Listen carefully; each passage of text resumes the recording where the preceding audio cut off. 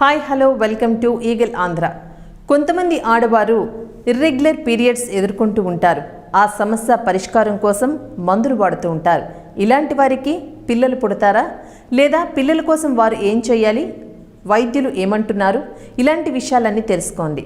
ఇర్రెగ్యులర్గా periods రావటం అనేది చాలా కారణాల వల్ల ఉంటుంది. కొంతమందికి హార్మోన్స్ ప్రాబ్లమ్స్, మరికొందరికి థైరాయిడ్ ప్రాబ్లము, మరికొందరికి ఆరోగ్య సమస్యలు, ఇతర సమస్యలు కారణంగా ఉంటుంది. అయితే ఇలాంటి వారిని పరీక్షించినప్పుడు మందులతో చికిత్స సూచిస్తుంటారు నిపుణులు. మందులు వాడినప్పుడు వారికి సమస్య తగ్గుతుంది. కొంతమందిలో మందులు వాడినప్పుడే ఫలితం ఉంటుంది. ఆ సమయంలో మాత్రమే పీరియడ్స్ వస్తుంటాయి. ఇలాంటి వారు రెగ్యులర్గా హెల్త్ చెకప్ చేయించుకోవాలి. అదేవిధంగా ఖచ్చితంగా వైద్యులు సూచించిన మందులని వాడాలి. అప్పుడే సమస్య పరిష్కారం అవుతుంది. ఎప్పటికప్పుడు వారి శరీరంలో వస్తున్న మార్పులను వైద్యులకు తెలియచేయాలి. ఇలా చేస్తూ ఉండటం వల్ల వారికి సమస్య తగ్గే ఛాన్స్ ఉంటుంది. రెగ్యులర్గా పీరియడ్స్ రాకుండా ఉండటం చాలా మందిలో ఉంటుంది.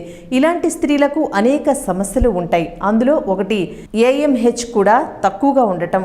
ఇలాంటి వారికి పిల్లలు పుట్టే అవకాశం తక్కువగా ఉంటుంది. ఈ కండిషన్ని ప్రీమెచ్యూర్ ఓవేరియన్ ఫెయిల్యూర్ అని కూడా అంటుంటారు. ఇలాంటి వారు పిల్లల గురించి ఎక్కువగా ప్రయత్నిస్తూ ఉంటారు, కానీ త్వరగా పిల్లలు కారు. ఇది మొదటగా ఆడవారి సమస్య.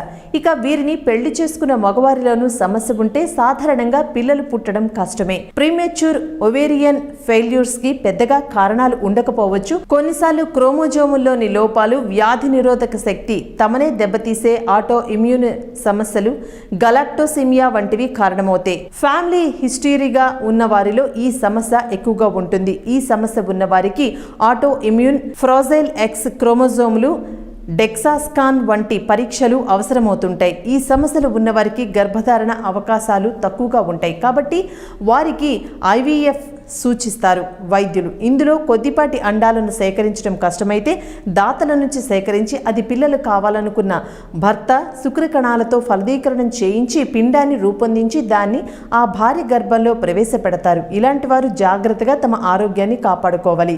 అందుకోసం తరచుగా వ్యాయామం చేయటం, కాల్షియం, విటమిన్ D ఆహారాన్ని తీసుకోవటం చేయాలి. Thank you for watching eagle Andhra. Please like and subscribe Eagle Andhra.